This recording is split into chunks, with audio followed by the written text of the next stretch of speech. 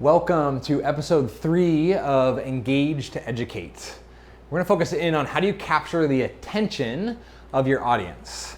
I once had an instructor who stood on his desk when he wanted to get the attention of 700 students in his lecture hall at Penn State University. While you can do that, actually, wait a second.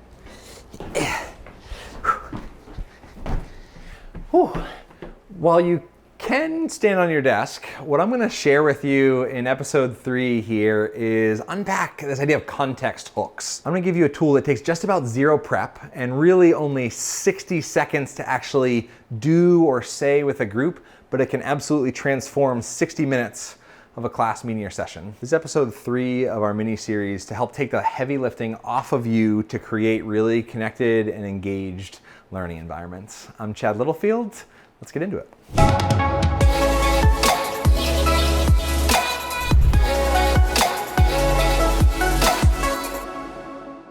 Context hooks are really important because context is really important. When your students walk into a class or they click a Zoom link, however they're arriving in the space, they don't start out in the same context. And context is actually everything. So here's a little evidence or example of that. So right now, take a pause and think of something red.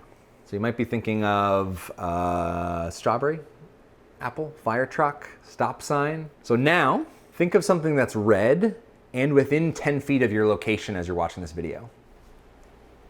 Might have folder, you might get all this on really specific. You might have a heart lying around. All I did is add one little sentence and it changed the context, which actually changed your response. It changed what was in your brain. What I'm gonna share in episode 3 will give you everything you need to get all of your class and invite them into the same context in that moment to maximize their learning and minimize your effort herding cats. Just in case you skipped episode 1 and 2 and you're jumping in right now, the way that I've structured these videos is to actually give you my outline for these 90-minute workshops that I lead with faculty at top universities and educators around the world. And so my outline, if I'm going to teach a group of people live what a context hook is, I want to teach through experience, I want to give them lots of examples, etc. I'm going to take you through my flow of that workshop. Speaking of hearts, the first question I asked right as people logged on as the unofficial start was, what's your average heart rate when you start a class? I asked this in part because my in-laws are both professors. And we've commiserated over this, that even though we love our jobs as educators, even though I love being a professional speaker, leading workshops for some really smart people, every single time I do, my heart rate increases quite a bit. Now I've learned to reinterpret that nervousness as excitement, and it means that I'm awake and present and ready to give my best to a given group. And yet there is some level of nervousness. So I'm just checking with them, asking them their heart rate. So I'm seeing numbers coming through the chat as they're sharing. That unofficial start question was my segue into my first context hook, which is actually front loading the session with value. So this particular style of context hook, I'm giving something super valuable, interesting, intriguing, helpful right in the very beginning. I'm not waiting until we're 45 minutes into a lesson to share like the heart of the matter. I'm cutting straight to it. And so what I said with them is, what I've found is the best way that I've found to actually slow my heart rate down in the beginning of a class, workshop, training, or program is to shift my brain's focus from me to we. It's actually stretch my focus over the needs of the entire group to say, what do they care about? What do they need? What matters to them? Not, am I going to get it right? Do I know my material good enough, right? Let that go. I'm much more interested in how am I going to benefit them? And therein lies the best secret to create really phenomenal context hooks. Know the currency that matters to your group. So whether they care about money or time or status or community and belonging. In its simplest, most raw, broken down form, a context hook is one single sentence that serves as their motivation for converting attendance to attention. So they're there, they arrived, but they're not totally tuned in until you give them a reason to. In this group of faculty that I was leading a workshop with, there was a bunch of gen ed faculty. And so they're teaching algebra review and calculus and things that typically subjects that students don't get super fired up about. And so context hooks are especially important there. And so we actually started just live creating one for their algebra context hook. And so we said, what would it look like to start a math class in the first class that you have with the group to say, welcome to Algebra Review. Unlike any math class you've taken before, I'm gonna teach you how to use math to actually make more money when you get out of college. Ooh, probably they're in college because they want to get a job afterward in some capacity. And so that's a context hook. It's something intriguing. It's the thing that creates enough curiosity that says, I was considering sleeping in your class, but now I'm a little bit more interested in what you have to say. To unpack this a little more as a connection before content, I asked faculty to type in the chat, why do students attend your class? Why do they show up? Most of them said to get good grades, most of them said to get points for attendance, but many of them also said because they love the subject, right? Those are the people that are teaching more of the major related courses, like how to build a plane engine in the case of my client, WSU Tech, or how to change a catheter if you're going to be a CNA. But then I asked them why one more time.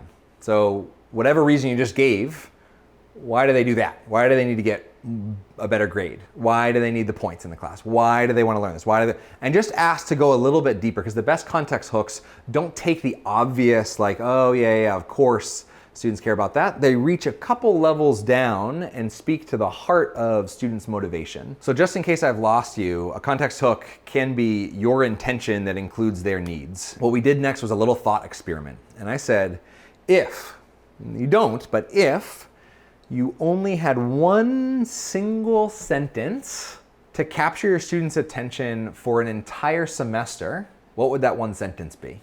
This is an interesting question. If you only had one single sentence to capture their attention for an entire semester, what would your sentence be?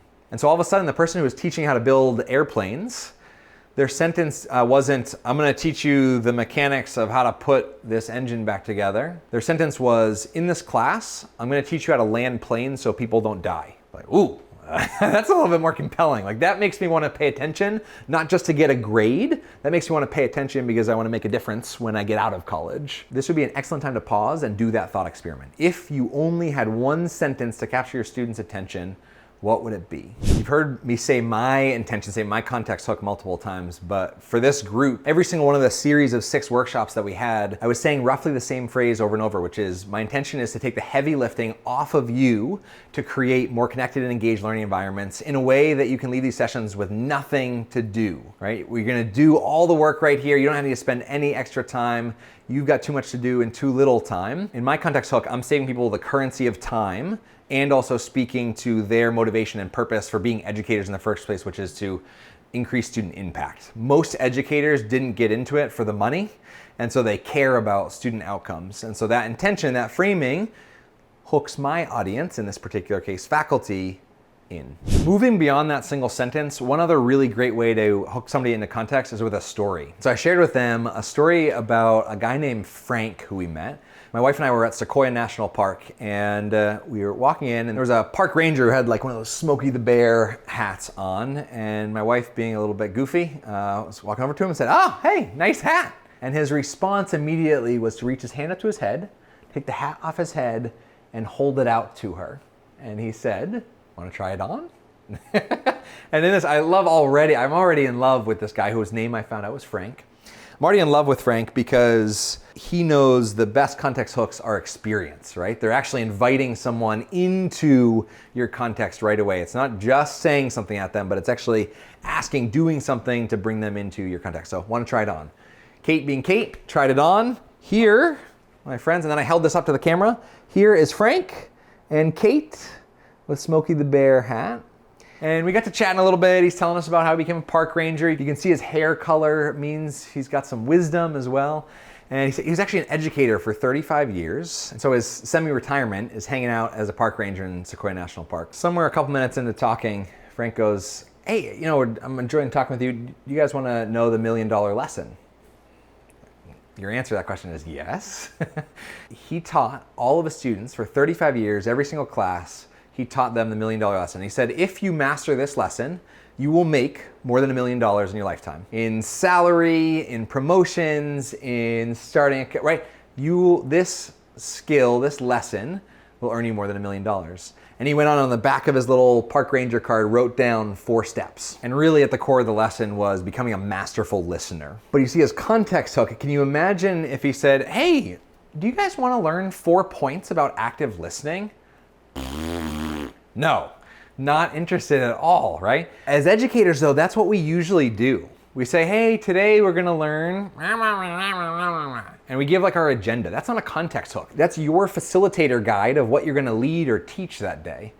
A context hook is, why do I care about learning any of this stuff? And the more as educators that we reaffirm that actually each time, right? Every single class, why am I learning this? Why am I learning this? Why am I learning this? And if we can't answer that as educators, we totally cannot expect our students to remember anything we teach. If we can't answer the question, why are they learning this?